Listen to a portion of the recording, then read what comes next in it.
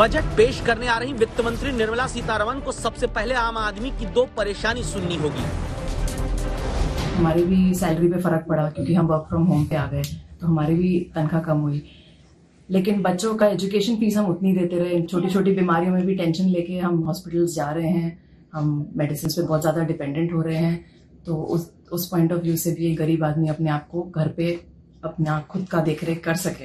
अर्थव्यवस्था में तो हम ये चाहेंगे कि गवर्नमेंट ने आज की डेट में other than income tax everywhere they are मतलब we are being taxed. Income tax तो एक टैक्स है डायरेक्ट, हम इनडायरेक्ट टैक्सेस बहुत देते हैं, हर चीज में जीएसटी है।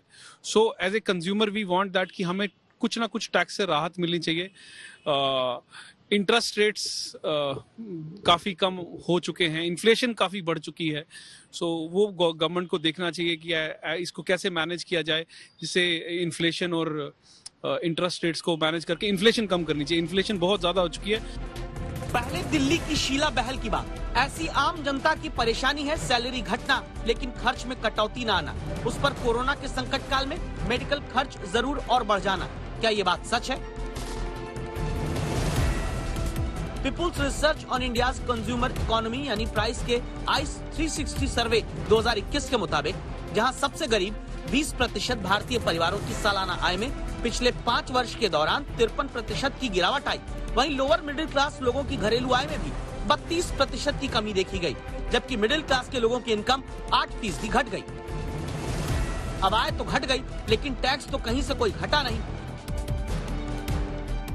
इसीलिए जेपी सिंह जैसे करोड़ों आम लोगों की चिंता ये है कि टैक्स ज्यादा है, इंटरेस्ट रेट कम है, महंगाई ज्यादा है। यही कारण है कि देश के राष्ट्रपति तक टैक्स कटने से हाथ में आने वाली बची खुची आय का जिक्र करते हुए कह चुके हैं। सरकार किसकी है? अरे जिसने टैक्स दिया है, जो टैक्स देता है। आज यदि मैं कहने को सब जानते हैं इसलिए कहना, उसमें कोई बुराई नहीं है। यदि राष्ट्रपति देश का हाईएस्ट पेड एम्प्लॉई है तो वो टैक्स भी तो देता है। हम टैक्स भी देते हैं 2.25 लाख रुपया महीना,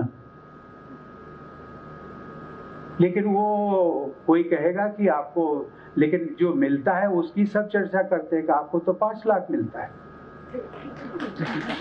कि उसमें से हर महीने 2.25 लाख निकल जाता है, बचा के। बाजार में तब चिंता की बात यह भी, कोरोना काल में गांव से ज्यादा शहरों में बेरोजगारी बढ़ी। क्यों? क्योंकि जनता के पास पैसा नहीं तो बाजार कहां से जाएं? बाजार में सामान कम खरीदा गया तो धंधा घटने से रोजगार घट गया। अब रास्ता क्या है? लोगों की जेब में पैसा आना, क्योंकि लोगों के पास पैसा आएगा तो लोग घूमने के लिए जाएंगे, लोग पिक्चर देखने जाएंगे, लोग शॉपिंग करने जाएंगे। अब एक व्यक्ति शॉपिंग करने जाता है, एक महिला शॉपिंग करने जाती है तो उससे 50 लोगों को रोजगार मिलता है। अब एक ड्रेस आप नहीं लेती हैं तो उससे जो है ड्रेस का सप्लायर, ड्रेस का टेलर, ड्रेस का फिटर, ड्रेस को कई तरह की चीजें सप्लाई करने वाले बहुत लोगों को जो है रोजगार मिलता है। एक नई कार खरीदी जाती है तो कम से कम 10,000 लोगों को रोजगार मिलता है। कोई लैंप देता है, उसके कोई टायर सप्लाई करता है, कोई हॉर्न सप्लाई करता है, कोई इंश्योरेंस करता है उसकी, कोई उसको फाइनेंस करता है। तो इसके लिए लोगों की जेब में पैसा आना चाहिए, लोगों के हाथ में पैसा आना चाहिए। यानी टैक्स में राहत मिले और महंगाई से मुक्ति मिले तो जनता के हाथ में पैसा बचेगा, आम आदमी के पास पैसा होगा, बाजार में अपनी इच्छा और जरूरत मुताबिक खर्च कर पाएगा।